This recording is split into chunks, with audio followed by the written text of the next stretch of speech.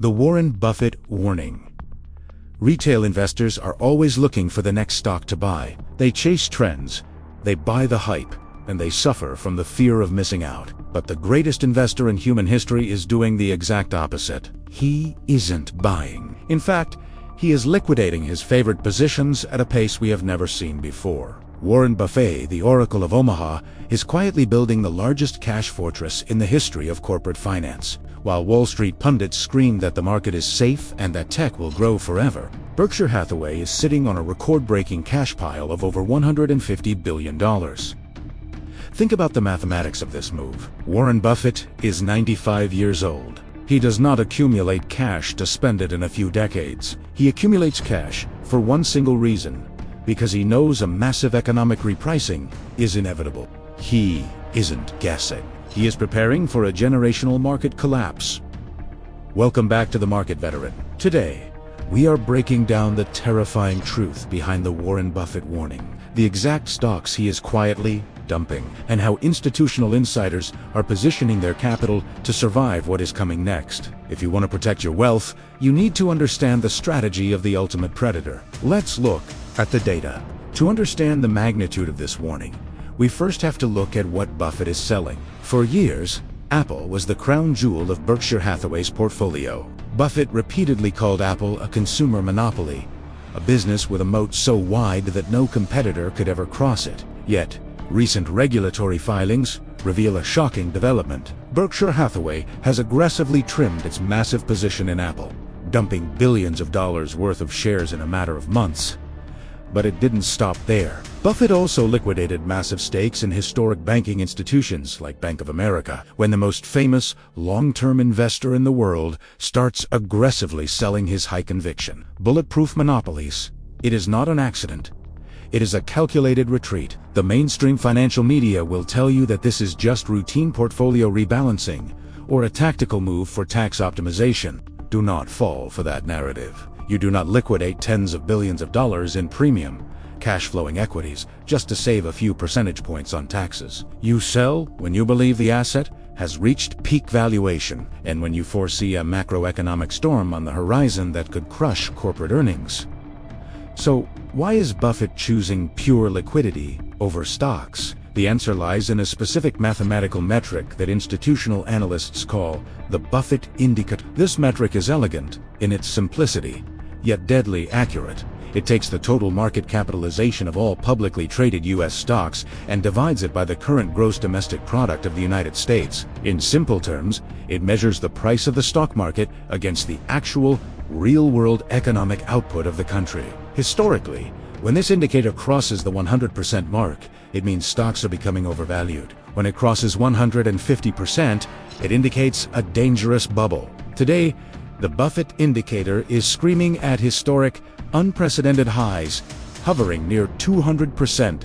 This means the stock market is almost twice as expensive as the actual economy supporting it. The last times this indicator reached such extreme levels were right before the dot-com crash of the year 2000 and the global financial crisis of 2008. Buffett knows that when a market is this distorted, the terminal value of stocks becomes unsustainable. He refuses to buy companies at multiple premiums when the underlying economic engine is slowing down, under the weight of high interest rates, consumer credit defaults, and escalating global debt. But sitting on cash is not as simple as it sounds. In an inflationary environment, holding standard fiat currency is usually a losing game, because inflation eats your purchasing power every single day. So, how is Buffett protecting his multi-billion-dollar cash pile from being destroyed by inflation? This is where the institutional genius becomes apparent. Buffett is not letting his cash sit idle in standard corporate bank accounts. Instead, Berkshire Hathaway is aggressively purchasing short-duration US Treasury bills. Specifically, they are buying short-term government debt yielding over 5%. Think about the risk-reward dynamic of this trade. Buffett is generating over $7 billion a year in guaranteed, risk-free interest income, backed by the US government, while waiting for the stock market to collapse. He is being paid billions of dollars just to wait. He has created the ultimate defensive financial bunker. While retail investors gamble their hard-earned money on highly volatile artificial intelligence stocks with astronomical valuations, Buffett is collecting risk-free yield, preserving his capital, and keeping his powder dry for the ultimate buying opportunity. History shows us that Buffett's greatest wealth was never made during bull markets. His true multi-billion-dollar fortunes were forged during absolute chaos. When Lehman Brothers collapsed in 2008, and the entire financial system flatlined, the federal government panicking, it was Warren Buffett who stepped in as the lender of last resort. Because he had the liquidity, he dictated the terms. He bought elite companies like Goldman Sachs and General Electric at absolute bankruptcy prices, securing preferred warrants that generated massive, generational wealth for decades to come. That is the exact playbook he is preparing to run today. He is waiting for the systemic liquidity squeeze. When capital costs remain high and corporations can no longer refinance their massive debts with cheap money, a wave of corporate bankruptcies and severe market corrections will take place. When that happens, asset prices will plummet, panic will grip Wall Street, and retail investors will sell everything at a massive loss out of pure fear. And that is exactly when the Oracle of Omaha will strike. He will step into a blood-red market with $150 billion in pure, unencumbered liquidity, buying distressed premium monopolies for pennies on the dollar. He is waiting for the capitulation phase. Knowing this strategy gives you an unfair advantage over the average retail trader. You don't need billions of dollars to invest like an institution. If the greatest investor in history is telling you through his actions that equities are too expensive, and that preserving capital is the priority, you must listen. Your mandate right now is simple. Resist the urge to chase the speculative hype. Build your own liquidity. Focus on generating cash flow and ensure your portfolio has zero exposure to unprofitable companies relying on cheap debt. When the economic winter arrives, cash is not trash.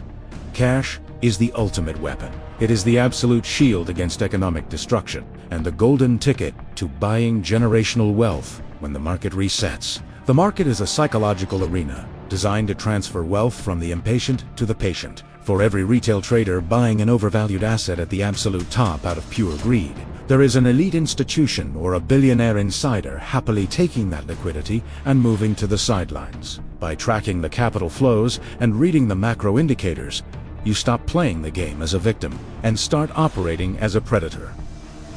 Protect your capital. Stay analytical. And if you want to look past the mainstream media noise, understand global economic shifts and track where the world's smartest money is moving next.